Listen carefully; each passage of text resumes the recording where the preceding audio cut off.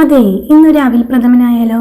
വിഷുവൊക്കെ അല്ലേ വരാൻ പോണത്. ഉണ്ടാക്കാൻ പറ്റിയൊരു കിഡിലായിട്ടാണ് കേട്ടോ. അപ്പോൾ ആദ്യം തന്നെ ഒരു 1/4 കിലോ ശർക്കര ഒരുക്കാൻ വെക്കാം. ഇനി തേങ്ങയുടെ ഒന്നാം പാല് രണ്ടാം പാല് ഇവിടെ ആക്കി വെച്ചിട്ടുണ്ട് കേട്ടോ. അപ്പോൾ ഒരു ചുവട് കട്ടിയുള്ള ഒരു കടായി എടുത്തിട്ട് അല്പം നെയ്യ് ചേർത്ത് കൊടുത്തിട്ട് 200 ഗ്രാം അവിലൊന്ന് ജസ്റ്റ് റോസ്റ്റ് ചെയ്തെടുക്കാം.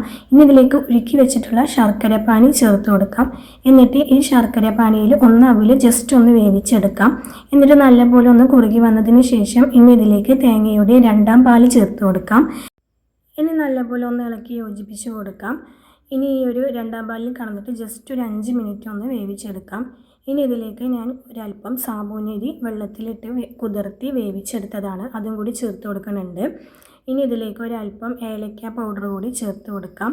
ഇനി ഇതിലേക്ക് ഒന്നാം പാല് ചേർത്ത് കൊടുത്തിട്ട് ജസ്റ്റ് ഒന്ന് കുറുക്കിയെടുക്കാം.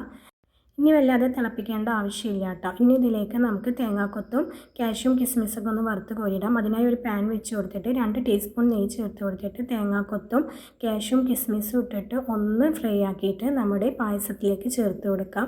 അപ്പോൾ കിഡിലും ടേസ്റ്റി ആയിട്ടുള്ള ഒരു പ്രഥമൻ ഇവിടെ റെഡി ആയിട്ടുണ്ട്. അപ്പോൾ എല്ലാവരും ട്രൈ ആക്കി നോക്കുക, ഫീഡ്ബാക്ക് അറിയിക്കുക. അപ്പോൾ ഇതുപോലത്തെ റെസിപ്പീസിന് വേണ്ടി എൻ്റെ ചാനൽ സബ്സ്ക്രൈബ് ചെയ്യാൻ മറക്കല്ലേ. താങ്ക്